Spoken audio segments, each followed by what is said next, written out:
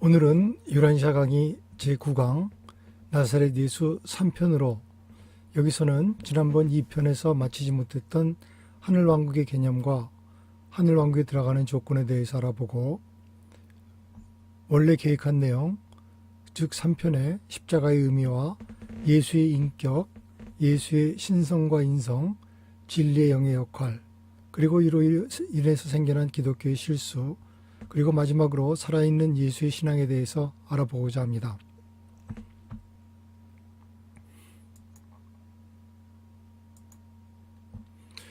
요란시아서에 있는 하늘나라 복음에 대한 예수의 가르침이 무엇인지 먼저 보겠습니다. 주는 이 교회의 하늘나라 복음의 가장 중요한 모습을 대표하는 다음 5가지 항목을 강조했습니다. 첫째, 개인이 제일 중요하다.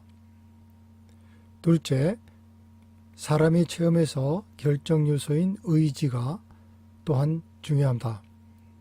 셋째, 아버지 하나님과 영적 친교를 가지는 것이 중요하다. 넷째, 사람에게 사랑으로 봉사함으로 얻는 최고의 만족이 중요하다. 다섯째, 사람의 인격에서 영적인 것이 물질인 것을 초월한다. 이것이 하늘나라 복음에 대한 예수님의 가르침의 중요한 내용입니다. 그리고 여기에 이어지는 요란시아서의 글을 살펴보면 이 세상은 예수가 가르친 하늘나라 교리의 힘찬 관념과 신성한 이상을 한 번도 심각하게, 진지하게 또는 정직하게 시험해 본 적이 없다. 그러나 너희는 요란시아에서 하늘나라 관념이 겉보기에 느리게 진보한다고 낙심해서는 안 된다. 앞으로 나아가는 진화의 순서는 물질과 영, 이 두 세계에서 갑작스럽고 예상하지 못하게 주기적 변화를 거친다는 것을 기억하여라. 육신화된 아들로서 예수가 증여된 것은 세상의 영적 생활에서 바로 그러한 이상하고 기대하지 않았던 사건이었다. 하늘나라가 오는가 시대적 증표를 찾느라고 자신의 혼 속에서 하늘나라를 세우지 못하는 치명적 잘못을 저지르지도 말라. 이번에는 예수의 하늘왕국에 대한 개념을 살펴보겠습니다. 예수는 왕국, 왕, 그리고 백성들이라는 개념 대신에 하늘에 있는 가족, 하늘에 계신 아버지, 그리고 이웃을 위하여 자발적으로 기쁘게 봉사하기에 바쁘며 아버지 하나님께 언제나 경배드리는 자유롭게 된 하나님의 아들들의 관념을 몹시 원하였습니다. 사도들은 이때까지도 왕국에 대하여 이중적인 관점을 갖고 있었으며 그들은 그것을 이렇게 간주했습니다. 그들은 마치 가룩 속에 누룩이 자라나는 겨자씨처럼 사람들의 가슴 속에서 점차적으로 발전되어가는 다가오는 왕국을 기대하였습니다. 인종적인 또는 세속적인 인식 속에서 다가오는 그 왕국은 갑자기 그리고 호화로운 모습으로 이루어질 것이라고 그들은 믿었습니다. 예수는 하늘의 왕국이 보다 높은 영적 삶의 본질 특성을 실현하는 그들의 개인적인 체험이라는 것과 영적으로 체험하는 이 실체들은 신성한 확실성과 영원한 위엄의 보다 높은 차원으로 점진적으로 바뀌어 간다는 것을 그들에게 끊임없이 말씀하였습니다. 주는 왕국의 이중적인 본성에 대하여 다음과 같은 2가지 현상을 묘사함으로써 명백하게 가르치셨습니다. 첫째, 이 세상에서의 하나님 왕국은 하나님의 뜻을 행하고자 하는 숭고한 욕구, 사람이 진보된 윤리적, 도덕적 행위에 좋은 열매를 맺는 사심없는 사랑이다. 둘째, 하늘에서의 하나님의 왕국은 믿는 필사자들의 목표인데 하나님을 향한 사랑이 완전하게 된 곳이며 하나님의 뜻이 더욱 거룩하게 이루어지는 곳이다. 예수는 사람이 신앙으로 그 왕국에 지금 들어간다고 가르치셨습니다. 여러 강화들 속에서 그는 그 왕국에 신앙으로 들어가기 위한 2가지 기본 조건을 가르치셨는데 첫째는 신앙으로서 성실성을 강조하셨습니다. 어린아이처럼 올 것, 아들관계의 증여를 하나의 선물로 받을 것, 의심 없이 그리고 아버지의 지혜에 대한 참된 신뢰와 충만한 자신감 속에서 아버지의 뜻을 행하기로 복종할 것, 편견과 선입견을 벗어나서 그 왕국에 들어올 것, 때묻지 않은 어린아이처럼 마음이 열려있고 가르침을 받을 준비가 되어 있을 것. 둘째는 진리를 갈망하는 것으로서 의를 향하여 목이 마르고 마음을 바꾸고 하나님처럼 되고자 하는, 그리고 하나님을 발견하고자 하는 동기를 갖는 것입니다. 예수는 하늘나라를 결코 엄밀하게 정의하지 않았습니다. 한때 하늘나라의 한 국면에 대해 강론하고 또 다른 때에 사람들의 마음속에서 하나님이 다스리는 그러한 형제들의 다른 모습을 이야기하곤 했습니다. 어떤 안식일 오후에 설교하는 과정에서 예수는 적어도 하늘나라의 5단계나 시대를 주목하였으니 다음과 같습니다. 첫째, 개별 신자가 아버지 하나님과 친교하는 영적 생활을 개인적으로 마음속에서 겪는 체험. 둘째, 복음을 믿는 사람들의 확대되는 형제단체, 곧 개별 신자의 마음속에서 하나님의 영이 다스리는 결과로 도덕률이 향상되고 윤리가 자극되는 사회적 모습. 셋째, 땅과 하늘에 널리 퍼져 있는 눈에 보이지 않는 영적 존재들의 초월 필사 형제단체, 인간을 초월하는 자들의 하나님의 나라. 넷째, 하나님의 뜻이 더욱 완벽하게 이루어진다는 기대, 개선된 영적 생활과 관련하여 새 사회 체제, 사람의 다음 시대의 여명을 향한 전진. 다섯째, 완전해진 하늘나라, 땅에서 미래의 영적 시대, 빛과 생명의 시대. 그러므로 주가 하늘나라라는 용어를 쓸 때 이 5단계 가운데 어느 것을 언급하는가 확인하기 위해서 우리는 반드시 주의 가르침을 검토해야 합니다. 사람의 뜻을 차츰차츰 바꾸는 이 과정으로 이렇게 인간의 결정에 영향을 미치므로 미가엘과 그 동료들은 마찬가지로 사회적 및 기타 형태의 과정, 인간의 진화 과정 전체를 차츰차츰 하지만 확실하게 바꾸어 나가고 있습니다.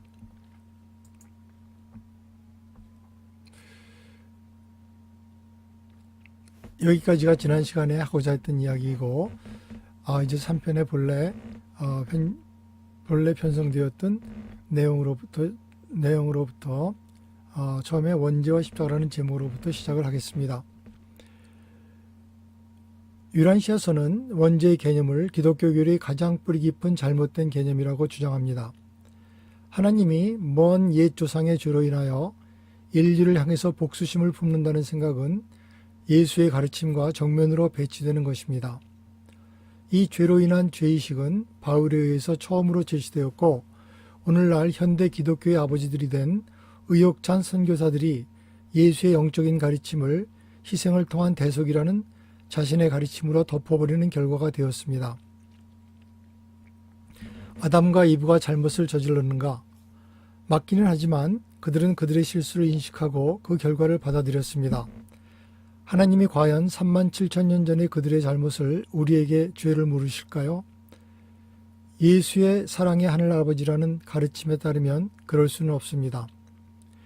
예수는 이미 그 일생 초기에 자신들을 로마의 압제 밑에서 그들의 오래된 고통을 없애주고 그들을 하나님의 선택된 백성이라는 제자리로 돌려줄 강한 구세주를 원하는 히브리인들에게 영적 왕국의 개념이 받아들여지지 않을 것이라는 것을 알았습니다. 그는 또한 그의 가족들 대부분도, 그리고 그의 고향 나사렛의 주민들도 그를 잘못된 신비주의자로 배척할 것을 아셨습니다. 그렇지만 그는 그의 희망과 믿음의 메시지를 바꾸지 않았습니다. 그는 그의 운명을 받아들였고 아버지가 선물로 허락한 사람들의 자유의지를 존중해서 잘못 인도된 그들이 그를 처형하도록 허용했습니다. 도마야, 너는 그리스인의 교리들과 페르시아인들의 실수들 때문에 혼동되어 있다. 너는 사람이 완전한 아담으로부터 이 세상에서 시작해서 그 후 죄를 지음으로 빠르게 현재의 한심스러운 상태에 빠져 있다고 보기 때문에 악과 죄의 관계를 납득하지 못하고 있는 것이다. 그러나 너는 기록에서 어떻게 아담의 아들인 카인이 노 땅으로 들어가서 거기에서 아내를 얻었는가를 드러내는 기록의 의미를 어찌하여 이해하기를 거절하느냐. 그리고 또한 하나님의 아들들이 사람의 딸 중에서 아내를 삼았다는 기록의 의미에 대한 해석을 어찌하여 피하려고 하느냐. 사람들은 참으로 본성으로 악하지만 그러나 필연적인 죄가 있는 것은 아니다. 새로 태어나는 것, 바로 영에 의한 세례는 악에서의 해방에 필수적이며 하늘왕국에 들어가기 위해서도 필요한 것이지만, 그러나 이러한 것이 아무것도 사람이 하나님의 자녀라는 사실에서 그 가치를 손상시킬 수 없다. 그리고 잠재적 악의 이 선천적 현존이 사람으로 하여금 어떤 신비스러운 방법으로 하늘에 계신 아버지로부터 멀리 떨어져 나가게 만들어 이방인, 외국인 혹은 의붓자식이 되게 하였으며, 그래서 그의 아버지에 대한 법적 양자권을 다시 어떤 식으로든지 구해야 한다는 것을 의미하는 것도 또한 아니다. 모든 그러한 사상들은 첫째로는 아버지에 대한 너희 오해에서 왔고, 둘째로는 사람의 기원, 본성, 운명에 대한 너희 무지에서 온 것이다. 그의 엄격한 아버지로서의 냉담함과 견고한 가슴이 그의 창조체들의 불운과 슬픔에도 그렇게 움직이지 않아서 그의 죄 없는 아들이 갈보리 십자가 위에서 피 흘리고 죽어가는 것을 보기까지는 그의 부드러운 자비가 준비되지 않았다고 가르치는 것은 하나님의 무한한 사랑의 성격에 반하여 얼마나 우스꽝 일인지, 바울의 원죄 이론, 유전적인 죄와 선천적인 악, 그리고 그것들로부터의 속죄에 관한 교리는 부분적으로 미트라 숭배에서 기원된 것이었으며, 히브리 신학과 필로의 철학 또는 예수의 가르침과는 아무 상관이 없는 것이었습니다. 원죄와 속죄에 대한 바울의 가르침들 중에서 어떤 것들은 바울 자신이 만들어낸 것이었습니다. 바울은 영속하는 계약의 피에 기초하여 새로운 그리스도교 종파를 수립하기 시작하였습니다. 그리고 그는 피와 희생제물에 관한 가르침으로 쓸데없이 그리스도교의 방해 요소를 제공할 수 있었던 반면에, 인간이나 동물을 희생제물로 바침으로써 대속받을 수 있다는 교리에는 단호하게 종지부를 찍었습니다. 그의 신학적인 타협은 계시조차도 진화의 누진적인 조정에 복종해야 된다는 사실을 나타냅니다.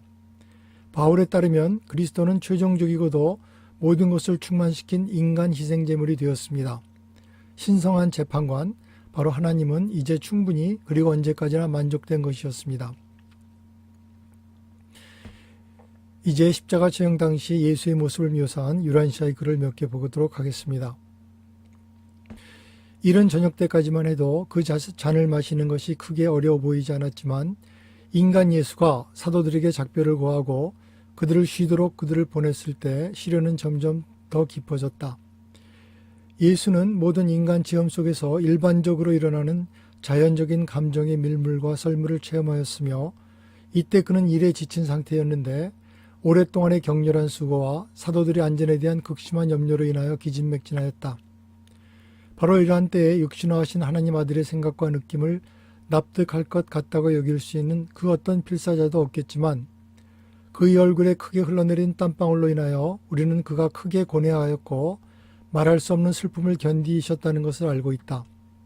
그는 마침내 아버지께서 그들이 방법대로 자연적인 사건들이 순리대로 일어나도록 하였다는 것을 확신하였으며, 자신을 구하기 위하여 한 우주의 최상 우두머리로서의 주권적 힘을 아무것도 사용하지 않기로 충분히 결심하였다. 사도들과 헤어지는 체험은 예수의 인간 가슴에 아주 큰 부담이 되었으며, 이러한 사랑의 슬픔이 그를 압박하였고 자기를 기다리고 있음을 잘 알고 있는 그러한 죽음에 잘 대처하지 못하게 하였다. 그는 사도들이 얼마나 무지하고 연약한지를 아셨으며 그들을 떠나는 것이 걱정스러우셨다. 그는 자신이 떠나야 할 시간이 되었음을 잘 아셨지만 그의 인간 가슴은 이러한 고난과 슬픔의 참상으로부터 피할 수 있는 정당한 방법이 있을 수 있는지를 발견하고 싶었다.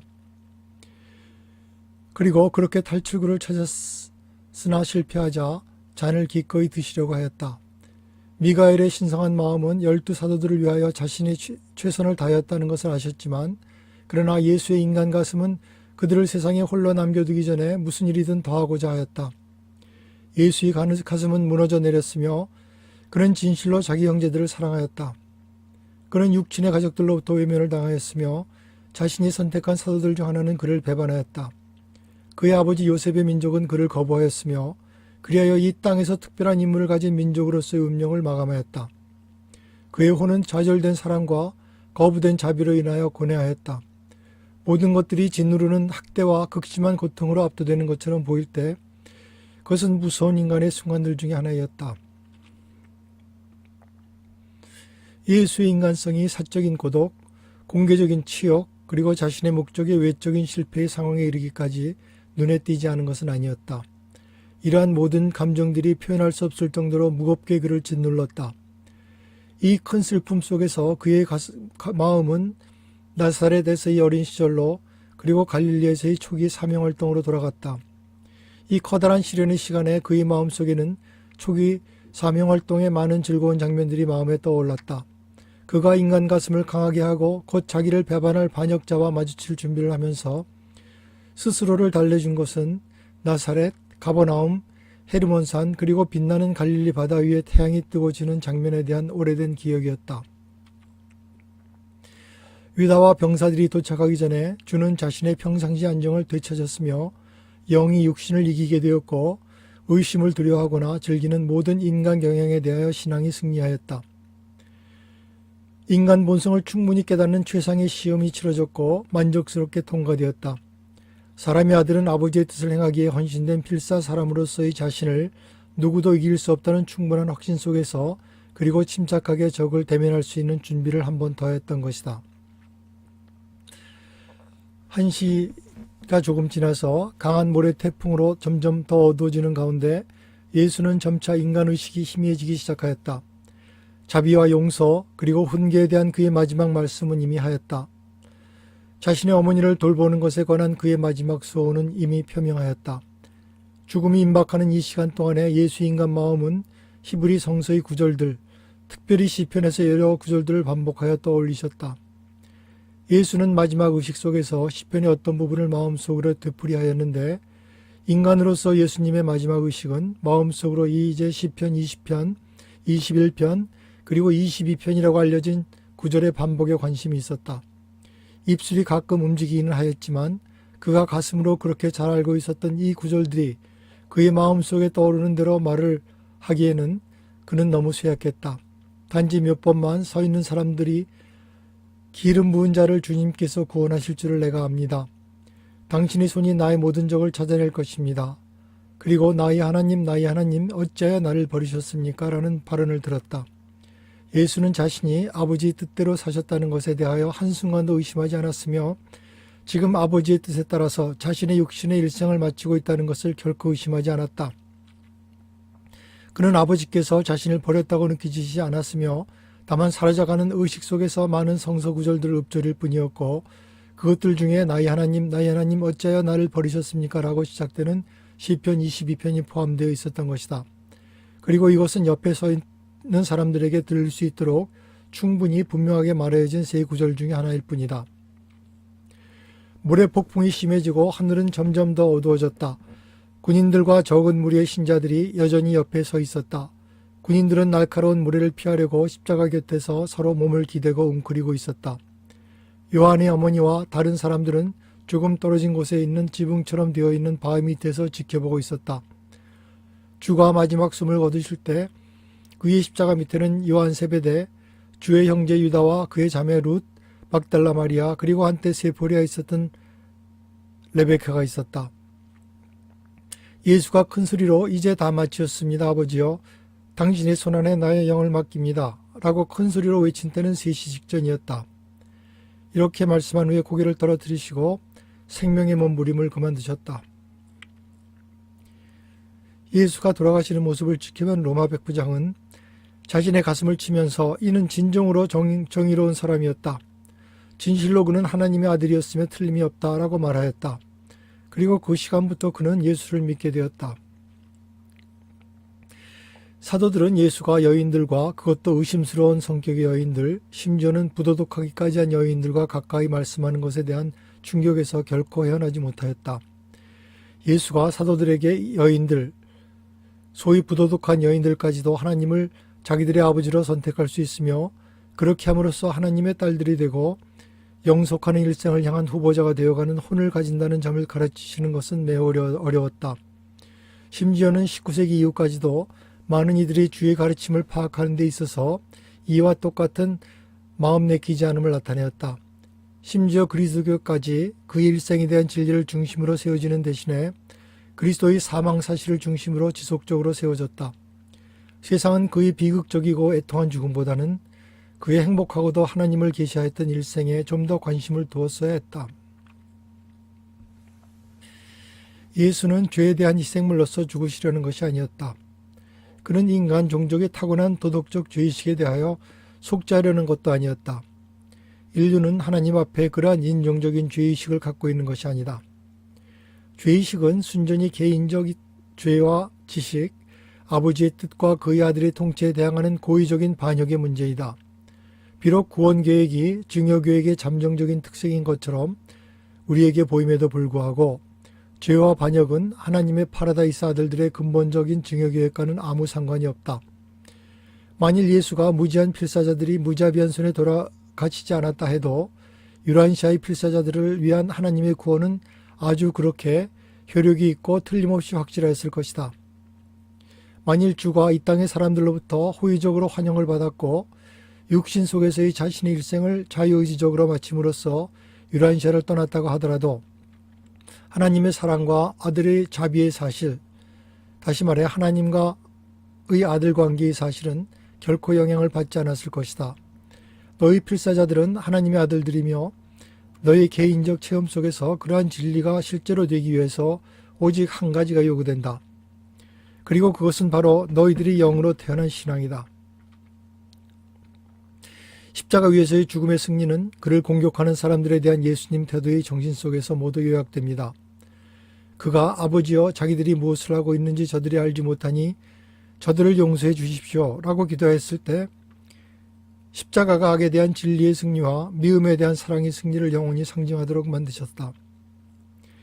그러한 사랑의 현실은 광대한 우주 전체에 널리 퍼져나갔으며 제자들은 주님으로부터 그것을 발견하였다.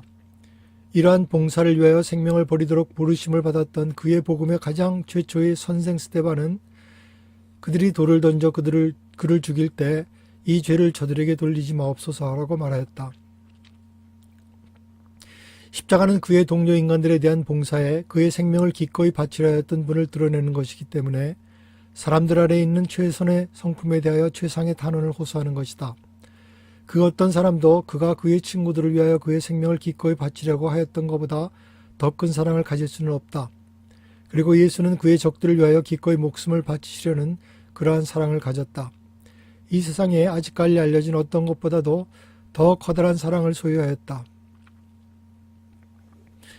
유란시아와 마찬가지로 다른 세계들에서도 인간 예수가 골고다의 십자가 위에서 돌아가시는 장엄한 광경에 필사자들이 감동하였으며 한편 그것은 천사들에게 최고의 헌신을 야기시켰다. 십자가는 그의 동료들의 구원과 행복을 위해 그의 생명을 헌신하는 거룩한 봉사의 높은 상징이다.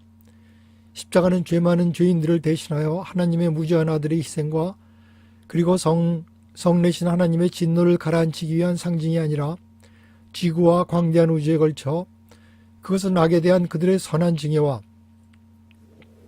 그래야 바로 그 사랑의 헌신을 하여 그들을 구원하였다는 상징으로 언제까지나 서 있다. 십자가는 비록 십자가에서의 죽음과 같은 죽음의 경우에도 최고 형태의 사심없는 헌신, 전심으로 헌신하는 봉사의 의로운 일생을 한껏 증여하는 최상의 헌신의 상징으로 서 있다. 그리고 예수가 증여한 일생이 커다란 상징의 바로 그 모습이 진실로 우리 모두에게 나아가서 그와 같이 행하도록 하는 것을 원하도록 고무시킨다.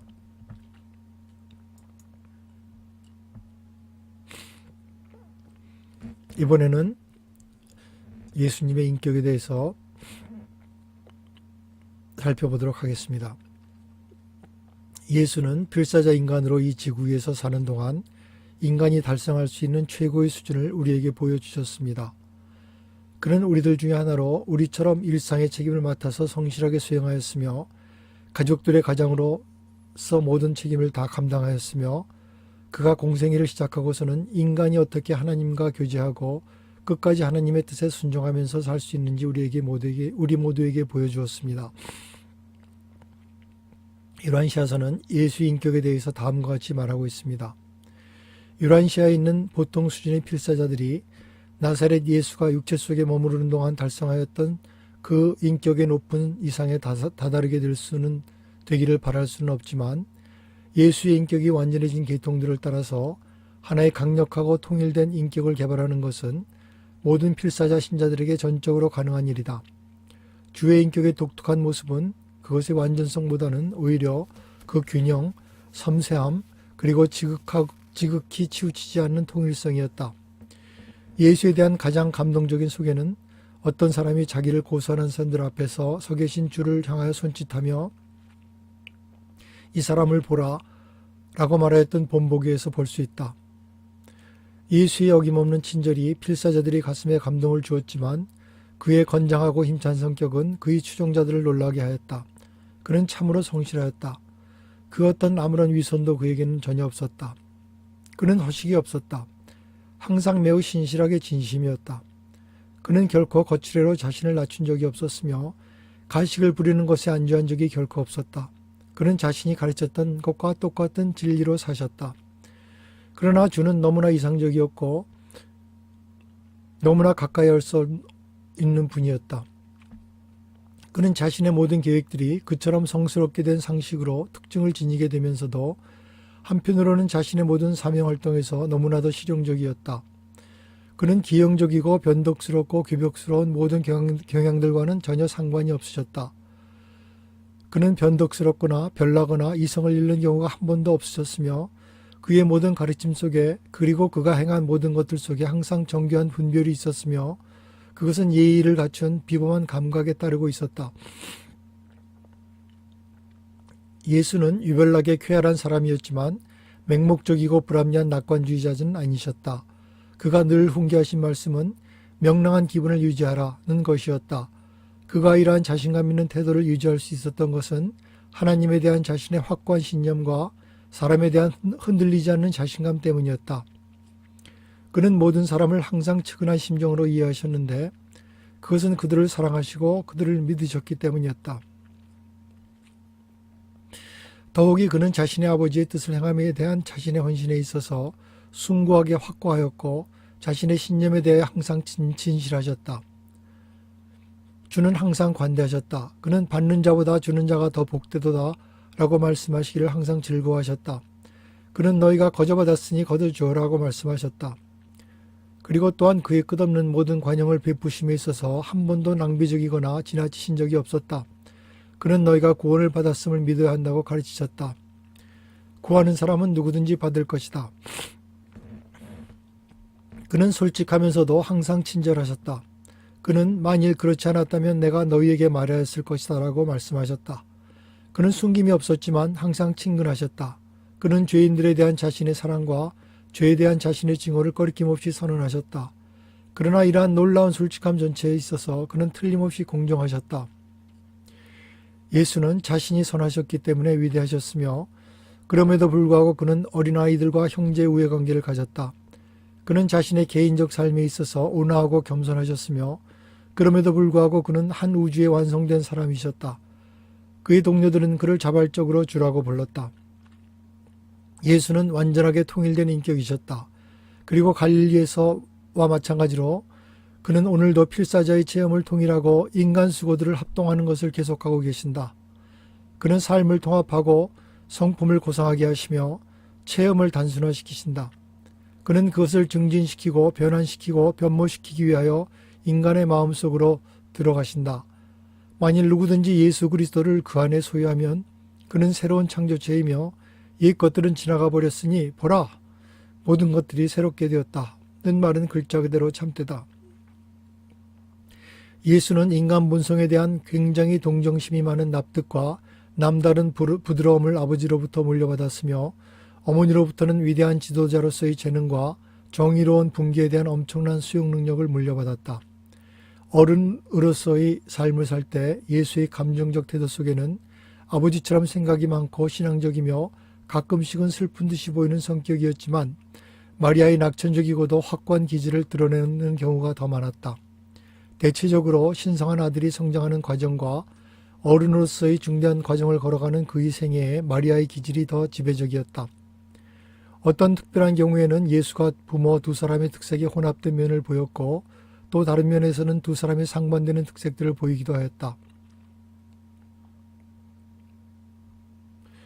예수의 친구들은 그의 이러한 지적 활동들의 범위, 정치나 철학 혹은 종교에 대해 심오한 토론 속에서 어떻게 그렇게 갑자기 그가 완벽하게 그가 5살에서 10살까지 아이들과 즐겁고 천진함으로 옮겨갈 수 있는지 이해하기 힘들었다. 그의 형제들과 자매들이 성장하였기 때문에 그는 더 많은 여가 시간을 얻을 수 있었으며 아직 손자들이 태어나기 이전인 이 시절에 그는 이 꼬마 아이들에게 더 많은 관심을 쏟았다. 그러나 그는 손자들과 충분한 시간을 즐길 수 있을 만큼 그렇게 오래 이 땅에 살아있지는 못하였다.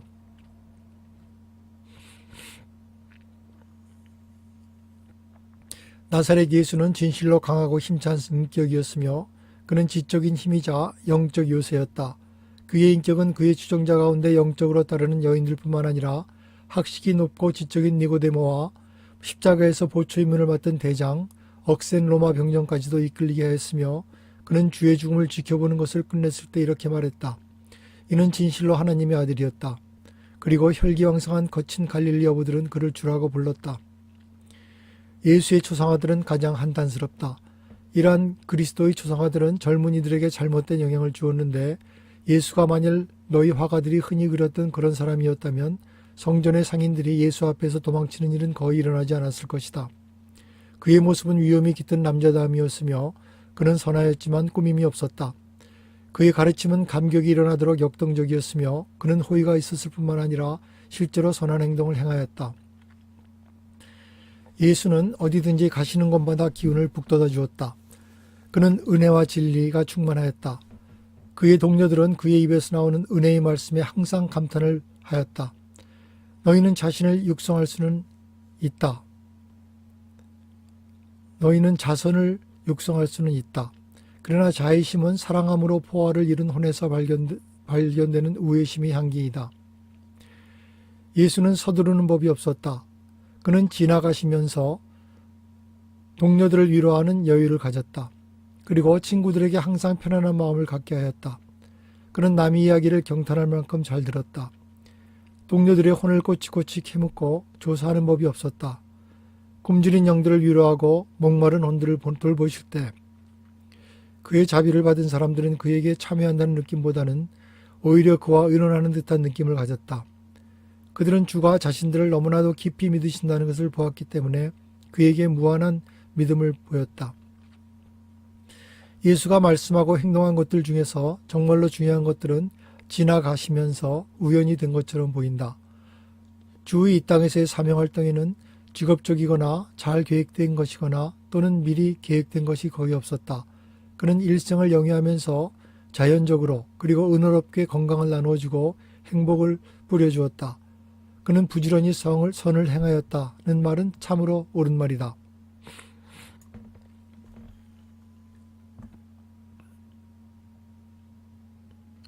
이번에는 예수의 신성과 인성이란 제목으로 말씀을 드리겠습니다.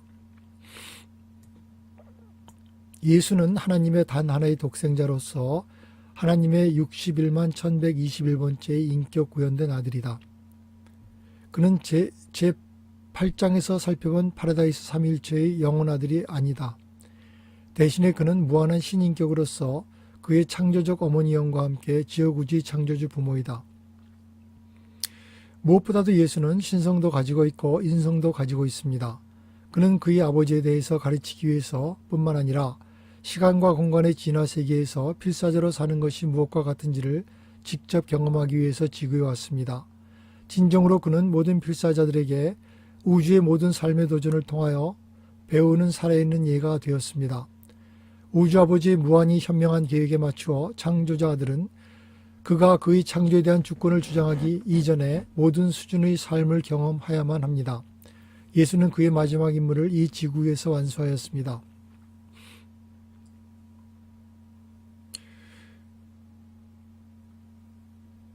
우리의 창조자 아들은 영혼 아들, 우주 아버지, 그리고 무한영의 존재적 파라다이스 동료가 아니다. 네바돈의 미가엘은 파라다이스 삼위일체의 이론이 아닙니다. 그럼에도 불구하고 우리들의 주 아들은 영혼 아들이 만일 실제적으로 셀빙턴에 나타나고 네바돈에서 기능하였다면 그가 직접 보여주었을 그런 신성한 속성들과 힘들을 그의 영역 안에 소유합니다.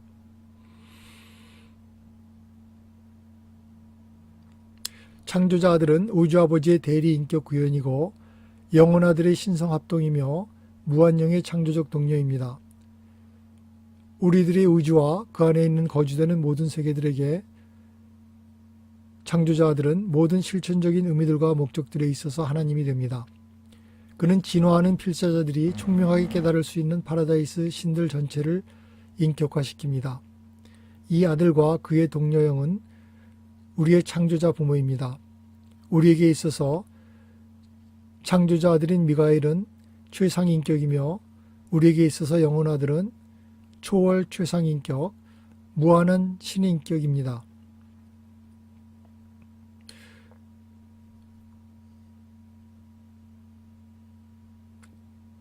하지만 그는 자신의 인간 본성에 대해서는 의심을 품은 적이 없었고 그것은 스스로 명백하게 그리고 항상 그의 의식 안에 존재해 있었습니다.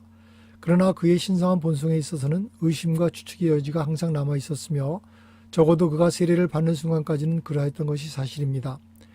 자신의 신성에 대한 자각은 아주 천천히 이루어졌고 또한 인간 관점에서 보면 그것은 자연스러운 진화적 계시였습니다. 신성에 대한 이러한 계시와 자각은 그가 13세에 이르기 전에 예루살렘에 있었던 그가 인간으로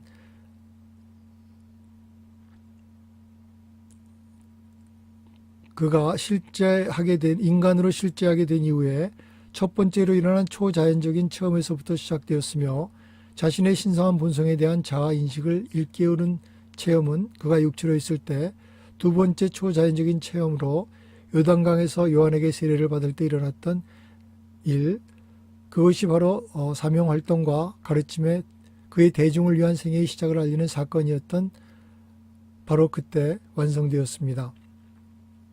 하늘로부터 이 두 가지 방문들, 첫 번째는 13살 되던 때 있었고 두 번째는 그가 세례를 받는 날에 일어났던 이 두 사건 중간에는 인간의 몸을 입은 창조자 아들에게 어떤 초자연적이고 초인간적인 사건도 일어나지 않았습니다. 베들레헴의 아기 때나 소년기와 청년기 그리고 나사렛의 한 어른이 되었을 때 그가 실제적으로는 항상 육신화된 우주의 창조주였음에도 불구하고 그는 요한으로부터 세례를 받는 그날까지 자신의 인간 생활의 삶에서 한 번도 천상의 인격들의 안내를 받지 않았으며 다만 자신의 수호 성천사의 안내는 예외였습니다. 그리고 우리가 이렇게 증언하는 것은 우리가 말하는 것에 대해서 잘 알고 있기 때문입니다. 그렇지만 그가 육체를 입고 있던 그 모든 나날 동안 그는 진실로 성스러운 존재였습니다. 그는 실제적으로 파라다이스 아버지의 한 창조자 아들이었습니다. 그는 그가 공생애를 시작하였을 때 그 뒤에 일어나는 주권 획득에서의 그의 순전히 필사자로서의 체험이 절차에 따른 완성이 되었을 때 그는 자신이 하나님의 아들임을 공개적으로 시인하는 데 조금도 주저하지 않았습니다. 그는 서슴지 않고 이렇게 단호히 선언했습니다. 나는 알파와 오메가요 시작과 나중이며 처음과 끝이다. 그는 훗날 그에게 붙여졌던 다음과 같은 이름들, 영광의 주님, 우주의 통치자, 모든 창조의 주님 하나님, 이스라엘의 거룩한 분, 만유의 주님, 우리 주님 우리 하나님, 우리와 함께 하신 하나님, 모든 세계들과 모든 이름들 위에 이름을 가지신 분, 우주 전능자, 이 창조계의 우주 마음, 지혜와 지식의 모든 보물을 감추고 계신 분, 만유를 채우시는 그분의 충만함, 영원한 하나님의 영원한 말씀, 만유 이전에 계셨고 만유 속에 계신 분, 하늘과 땅의 창조주, 우주의 유지자, 땅의 모든 것을 심판하는 이 영원한 생명을 주시는 이 참목자, 세상의 해방자, 우리의 구원을 이루는 대장이라는 명칭에 대해 아무런 이의도 표하지 않으셨습니다. 예수가 회중을 돌아보며 잠시 멈추자 예루살렘에서 온 선생들 중 하나가 일어나서 질문하였습니다. 당신이 하늘에서 내린 빵이며 모세가 우리의 선조들에게 광야에서 주었던 만나는 하늘에서 내린 빵이 아니라고 당신이 말씀한 것과 말씀하신 것으로 내가 납득해도 되겠습니까? 그러자 예수가 그 바리새인에게 대답하였습니다. 네가 바로 납득하였다. 그러자 바리새인이 말하였습니다. 그러나 당신은 목수 요셉의 아들인 나사렛 예수가 아닙니까? 당신의 부모 형제들은 우리가 잘 아는 사람들이 아닙니까? 그러면 어찌하여 당신이 여기 하나님의 집에 나타났으며 하늘에서 내려왔다고 주장합니까? 예수가 일어나서 말씀하셨습니다. 인내심을 가져라. 진리는 결코 정직한 시험으로 괴로워하지 않는다. 너희가 말하는 그 모든 것이요. 나는 너희가 말하는 그 모든 것이요. 오히려 그 이상이다. 아버지와 나는 하나이다. 아들은 아버지가 그에게 가르친 것만 오직 행하며 아버지께서 아들에게 주신 자들만 내가 받아들일 것이다. 너희는 선지자의 글에서 저희가 다 하나님의 가르치심을 받을 것이다. 그리고 아버지께 배운 사람마다 또한 아들의 말을 들을 것이다. 라는 것을 읽었다. 아버지의 내주하는 영의 가르침에 복종하는 자마다 결국에는 나에게 올 것이다. 아무도 아버지를 본 사람은 없지만 아버지의 영은 사람 안에 살고 있다. 그리고 하늘에서 내려온 아들, 그는 아버지를 확실하게 보았다. 그리고 이 아들을 진정으로 믿는 자들은 이미 영원한 생명을 얻었다.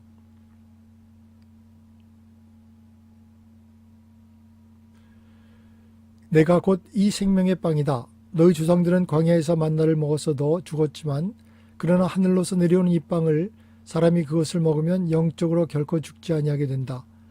거듭하여 말하겠는데 내가 곧 생명의 빵이고 그리고 하나님과 사람의 이 결합된 본성의 실현을 달성하는 모든 혼들은 언제까지나 살 것이다.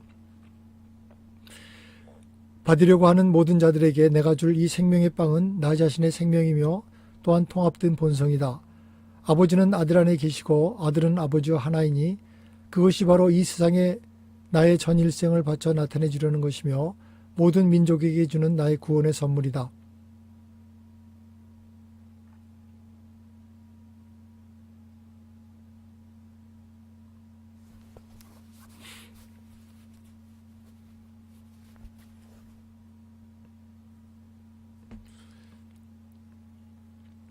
예수는 교회에서 그를 바라보는 바대로 모든 사람을 사랑했고 아버지에 대한 헌신을 보이기 위해서 자신의 생명을 놓았으며 그는 우리가 걸어다닌 것처럼 걷고 말한 것처럼 이야기했습니다. 그렇지만 무엇보다도 그는 신이자 인간이었습니다. 예수는 3명의 남동생과 3명의 여동생이 있었고 그의 아버지 요셉이 가버나움 근처의 주택 건설 일을 도중 추락으로 숨졌을 때 예수는 14살이었고 그의 어머니가 어린 동생을 돌보는 것을 도와했습니다. 유란시아서에 따르면 그들의 이름은 야고보, 요셉, 유다, 미리암, 마르다 그리고 루스였습니다. 예수의 먼 친척으로 세례요한이 있었고 마리아는 세례요한의 어머니 엘리자벳의 사촌이었습니다. 아버지 요셉이 죽은 후 몇 년 동안 예수와 그의 가족들에게 재정적으로 그리고 정신적으로 극도의 생활이 어려웠습니다. 예수의 죽음 이전에 가족들은 제일 장남인 예수에게 큰 희망을 가졌었습니다. 예수는 아주 높은 지성을 보여주었고 그것은 뛰어난 학자의 생애를 살 수 있을 것으로 여겨졌습니다. 그리고 예수를 예루살렘의 가장 훌륭한 학교에 보내는 것이 그의 부모의 계획이었습니다. 당시의 종교적 선생들은 예수가 랍비의 가르침을 이해하는 능력에 깊은 인상을 받았습니다. 그의 웅변술은 뛰어났고 비록 예수가 단순히 뛰어난 재능이 있는 젊은이일 뿐만 아니라 훨씬 더 큰 인물이라는 사실을 아무도 몰랐지만 모든 이웃들이 이 나사렛 소년을 좋아했습니다. 아무도 예수를 그냥 좋아한 것 이외에 그의 나이 또래의 다른 소년과 다르게 취급하지 않았습니다. 우리가 영광스럽게 된 그리스도를 생각할 때 예수라는 인간 소년을 잊기가 쉽습니다. 계시자는 세상이 그를 신성한 구원자로 생각하기 시작한 그 이전에는 예수는 인간이었다는 것을 역사가 잊어버렸기 때문에 그 이야기를 하는 것이 중요하다고 생각했습니다.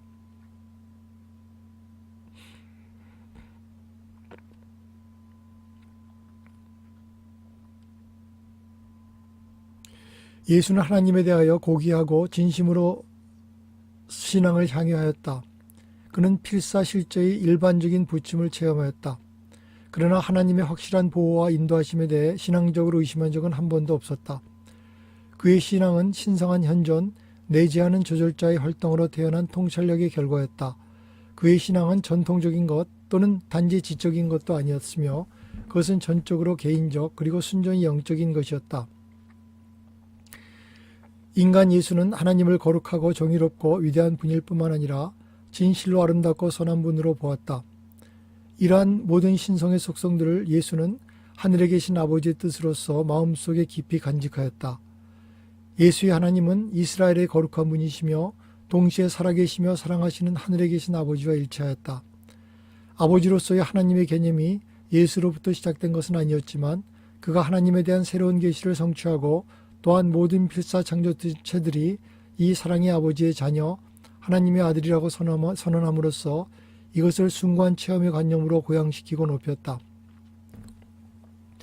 신학은 신앙을 고정시키고 정형화하고 정의하고 독단적으로 단정하겠지만 그러나 예수의 인간 일생에서 신앙은 개인적이고 살아있고 근본적이고 자발적이었으며 순전히 영적이었다. 이 신앙은 전통에 대한 숭상이 아니었고 그가 경건한 신조로 가졌던 단순한 지적 믿음도 아니었다. 그러나 오히려 그를 단단하게 붙잡은 숭고한 체험이자 심오한 신념이었다.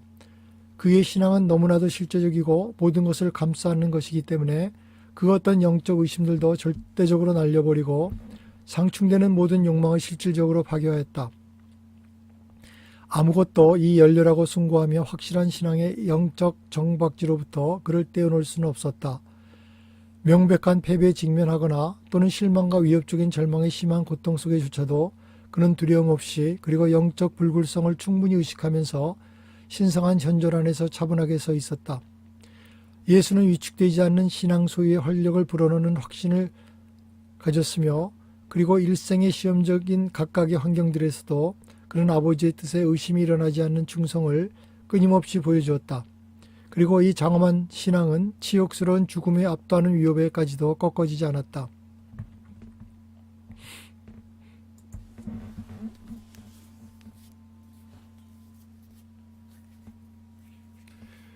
이번에는 십자가 사건 뒤에 오순절에 내린 진리영에 대해서 알아보고 진리영으로 어떻게 기독교회가 시작하고 기독교회가 어떤 잘못을 저지르고 또한 참으로 예수의 종교가 어떤 종교가 되어야 되는지를 지금부터 마지막까지 살펴보도록 하겠습니다. 진리의 영은 신자들의 마음 가운데 살면서 그들을 모든 진리로 이해하게 해주는 창조자 아들의 영입니다. 진리가 당신을 자유롭게 해줍니다. 진리의 영이 온 뒤에 모든 보통 인간들은 처음으로 도덕적 결정을 할 때 생각 조절자를 받습니다.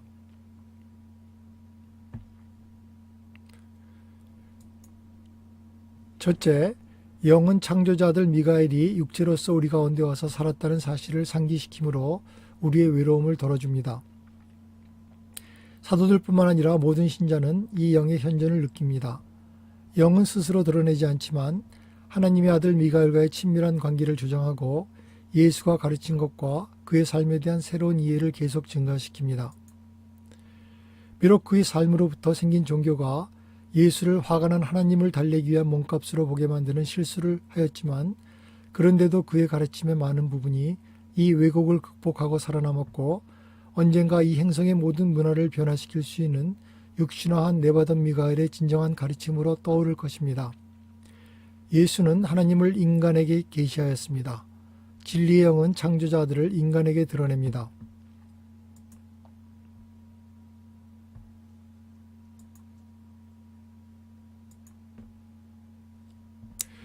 모든 인종, 남자, 여자, 모든 계급, 모든 인류에게 진리의 영이 부어짐은 사제와 거룩한 계급에 의한 종교의 통치의 종말을 가져오게 했습니다. 전에는 여자는 어떤 형태로든지 종교적 제도 안에 거의 받아들여지지 않았지만 이제는 남성과 동등한 동역자가 되었습니다.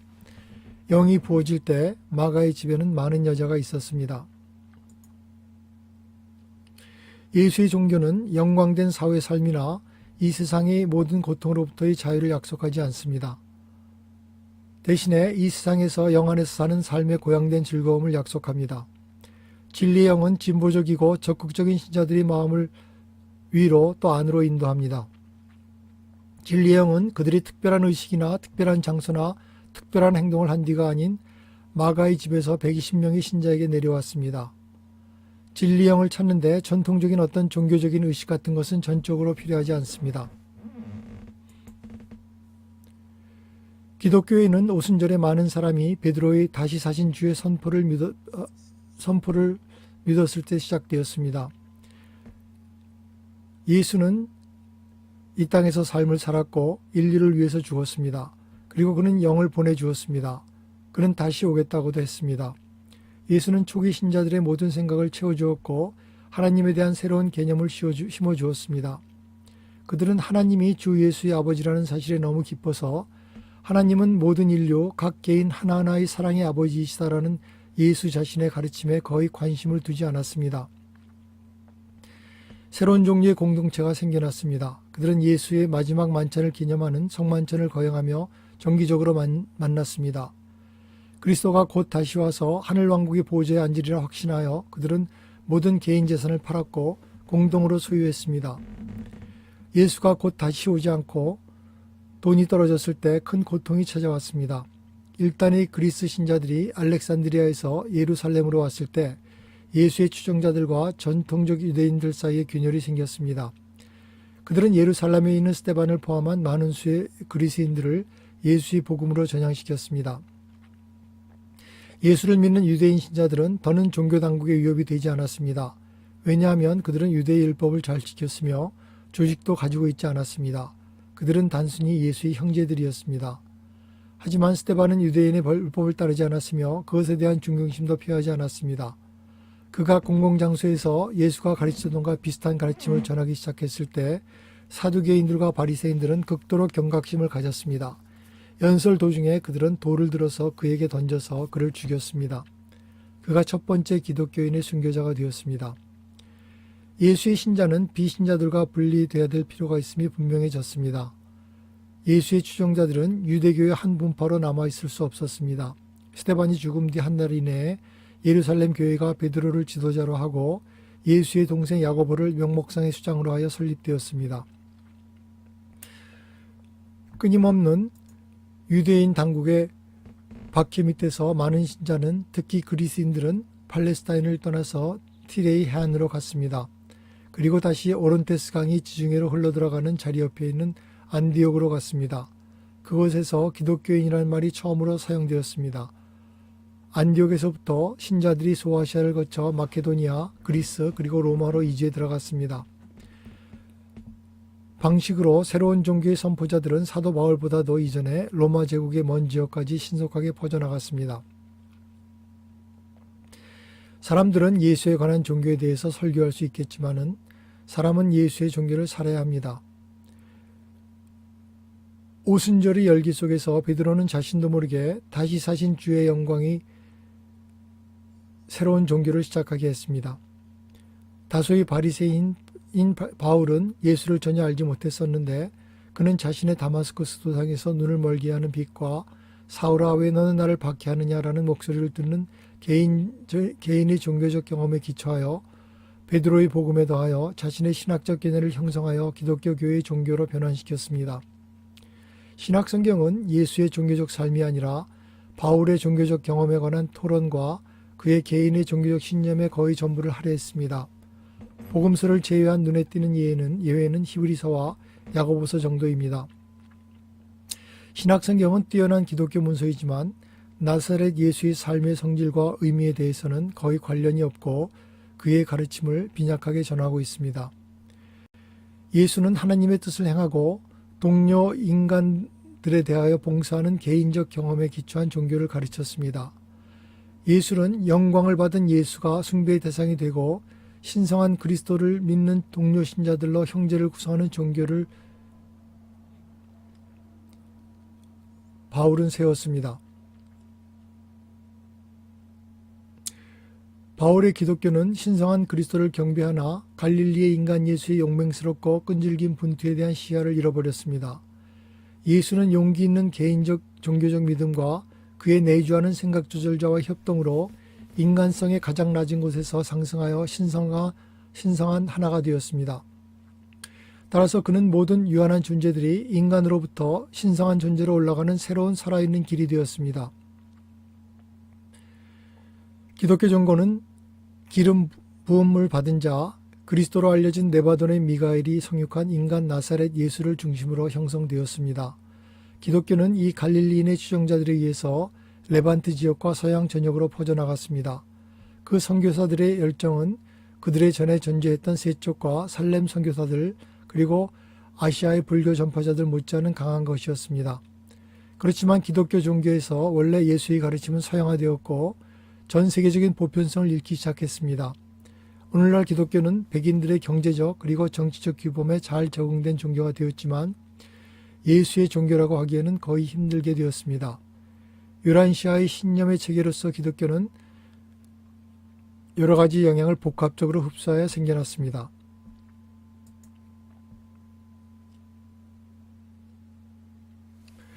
이번에는 기독교 교회의 실수에 대해서 정리를 해보겠습니다. 하나의 섭리시대를 이루는 예수의 가르침이 영원한 삶을 선포하는 종교가 되지 못하고 결국 예수의 복음은 기독교에서 크게 변질되고 말았습니다. 기독교의 첫째 잘못은 바로 예수의 종교가 아닌 예수에 관한 종교가 되어버린 것인데, 예수의 레반트 지역에서의 명성은 설교자로서, 치유자로서 계속 많은 아픈 사람들을 불러들였다고 합니다. 많은 사람이 치료되거나 상태가 나아져서 되돌아갔습니다. 틀림없이 그들의 믿음을 통해서 또한 우리가 사는 우주를 창조한 존재의 실제적 현존에 힘입어 이루어진 것이 분명했습니다. 예수의 인격이 그렇게 매력적이고 포용력이 있어서 그를 아는 사람은 종교적 편견이나 정치적 야망에 눈이 멀지만 않았더라면 그를 사랑했고 그를 존경했습니다. 그의 이 강한 인격의 힘은 기독교 종교의 형성에서 두 가지 큰 잘못이 생겨나게 했습니다. 기독교 종교는 결국 예수에 관한 종교가 되었고, 인간이 하나님의 아들이라는 사실과 이것을 믿는 믿음으로부터는 영원한 삶을 선포하는 종교가 되지 못했습니다. 두 번째 큰 잘못은 바울의 대속의 교리였습니다. 그것은 분노한 야훼가 그의 자녀들과 평화를 이루기 위해서 특별히 높은 존재의 피해 희생을 요구하고 있다는 전제에서 시작했습니다.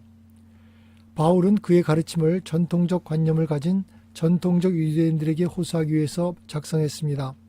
그들 중 몇몇은 회유되었지만 그 과정에서 그가 기독교 종교 교리의 기초를 만들었습니다. 현대의 기독교 교회도 이 교리를 배척하지 못하고 있습니다. 왜냐하면 거의 2000년 동안 그들은 바울의 가르침과 교훈을 추종자들에게 가르쳤고, 그리스 사명의 본성에 대한 그의 오해를 하나님에 의해서 인간에게 드러낸 진리라고 그렇게 가르쳤습니다. 현대 기독교의 딜레마는 그것이 안으로부터도 밖으로부터도 개혁되기 어렵다는 것입니다. 셋째는 하나님의 왕국 개념의 변질입니다. 왕국의 사회적 성장으로서의 교회는 자연스럽고 심지어 바람직하기까지 합니다. 예수도 영적 왕국의 진행에 따라서 사회적 조직이 생겨날 것을 내다보았고, 그래서 사도들이 요한의 세례의식 같은 것을 하는 것을 반대한 적이 없었습니다. 교회의 잘못은 그것이 존재하는 데 있는 것이 아니라 그것이 예수의 하늘왕국에 대한 개념을 대체했으며, 하늘의 왕국이란 아버지의 뜻을 따르는 사람들의 영적 형제관계라는 사실을 간과했다는 것입니다. 바울의 제도화된 교회는 예수가 선포한 신자들이 마음속에 존재하는 하늘왕국의 대체물이 되었습니다. 기독교 교회에서 예수의 왕국 가르침은 대속자, 창조주로서의 신비한 예수의 개념 속에 감추어져 버렸고, 예수는 사회화된 종교적 공동체의 영적 지도자가 되어버렸습니다. 비록 교회가 예수의 삶과 가르침에 피할 수 없는 사회적 결과일지 모르지만, 왕국의 가르침에 대한 사회적 반응이 왕국의 영적 개념을 대체시켜버린 것은 비극적인 실패입니다. 일단 교회가 자신의 조직으로 예수가 선포한 아버지 하나님에 의해서 유지되는 가족 안에서의 영적 형제관계를 대체하자 교회는 그 왕국을 미래로 투사하고 무엇인가 예수의 재림으로 완성되는 기독교 시대의 정점인 무엇인가로 여기게 되었습니다. 넷째, 예수의 종교의 부활에 대해서 말씀드립니다.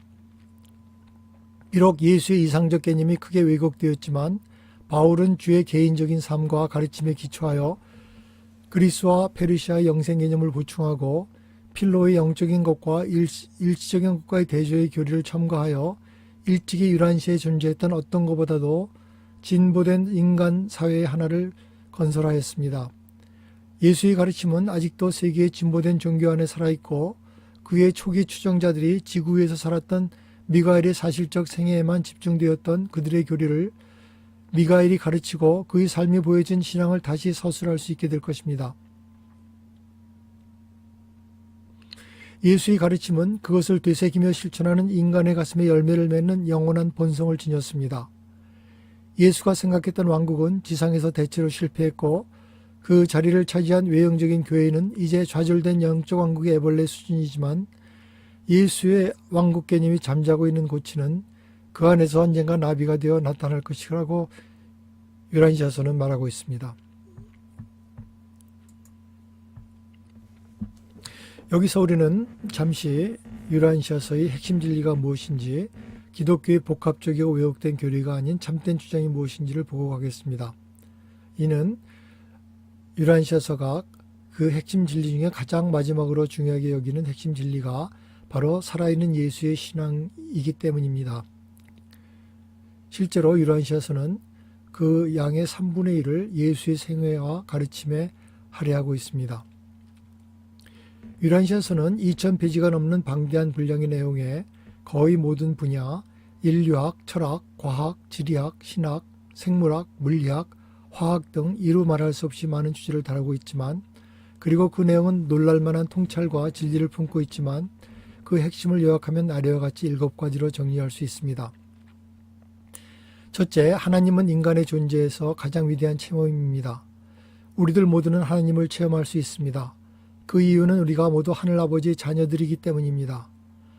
우주아버지는 무한의 지리적 중심인 파라다이스에 그의 신성한 협조자인 영혼아들과 무한한 영과 함께 거하시며 이 세 분이 나눠질 수 없는 삼위일체를 이루고 있습니다. 우리는 아버지가 자녀를 창조하여 그와 함께 존재를 나누고 그를 알고 그를 사랑할 수 있고 그와 함께 헤아릴 수 없이 광대한 창조에 동참하도록 세운 정교한 계획에 따라서 영혼 속에 존재합니다. 아버지의 계획은 두 개의 상호 의존된 형태의 삶을 포함합니다. 하나는 내재적으로 완전하게 창조된 삶, 이러한 완전한 삶은 하보나 원주민들의 창조에서 볼 수 있고, 또 하나는 원시적인 수준에서 시작하여 노력과 분투를 통하여 완전을 성취하는 삶입니다. 이런 삶의 두 가지 다른 국면의 상호 의존성은 각각의 다양한 능력과 전망을 무한하게 풍부하게 해주는 하나의 온전함을 형성합니다. 둘째, 우리가 하나님을 믿고 하나님에게 신뢰를 가지면 우리는 모두 영원한 삶을 받을 수 있습니다. 하나님에게 자신을 모두 바치는 사람들은 파라다이스로 가는 길고 보람찬 상승을 시작하기 위해서 부활합니다. 그 파라다이스에서 우리는 모든 것을 가능하게 해주신 하나님의 실제적 현존 앞에 마침내 서게 되고, 일정한 시간 뒤에 우리는 그가 만들고 있는 새로운 우주에서 봉사하기 위해서 보냄을 받습니다. 셋째, 사랑은 우주에서 가장 강한 힘입니다. 우리는 예수님이 우리를 사랑하듯이 서로를 사랑하도록 요청을 받습니다.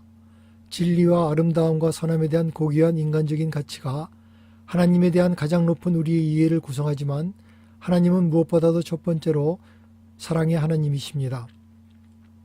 넷째, 우리들 모두 안에 하나님의 실제적인 단편이 들어와 있습니다. 지구의 우리의 삶의 궁극적 목표는 우리의 내주하는 생각 조절자와 완벽한 조율을 마치는 것입니다. 이 생각 조절자는 실제로 모든 개인의 마음속에 아버지의 사랑이 체현된 하나님의 영입니다. 신성한 이 조율은 우리가 하나님의 선함과 인도하심을 믿고 따르고 지구의 우리 형제들에게 이기심을 버린 봉사로 스스로 나타낼 때 일어납니다. 아버지에 대한 신실하고 끊임없는 기도와 예배는 우리의 생존을 확실하게 만드는 하나님과의 살아있는 연결을 만듭니다. 다섯째, 우리는 질서 있고 지적이고 진보하는 우주 안에 살고 있습니다. 우리의 태양계 행성들은 약 45억 년 전에 한 우주 시스템에 접근하던 태양에서 물질들이 중력에 의해서 떨어져 나가고, 그것이 다시 태양의 주위의 궤도에 잡힘으로써 생겨났습니다. 5억 5천만 년 전 유란시아의 상태는 생명이 시작 가능할 정도로 진화했고, 그러자 천상의 생명 운반자들이 조상이 되는 생명의 불꽃을 낮은 바다의 만에 이식하였습니다. 생명 유지자의 주의 깊게 돌봄을 받은 뒤 이 생명의 의식에 의한 유전적 잠재력은 식물과 동물의 생명으로 진화했고, 이러한 진화는 약 100만 년 전에 원시인이 나타남으로써 절정에 이르게 되었습니다. 우리는 우연이 아니라 아버님의 장대한 계획의 일환으로 창조 진화되었으며, 앞으로 영혼을 통해서 아버지와 함께 이 정밀한 우주를 경영하도록 창조되고 초청을 받았습니다. 여섯째, 인간의 삶에는 신의 뜻이 있습니다. 우리 행성의 역사에는 의미가 있고, 우리의 현재 상황에도 가치가 있고, 우리의 미래 세대들에게는 희망이 있습니다.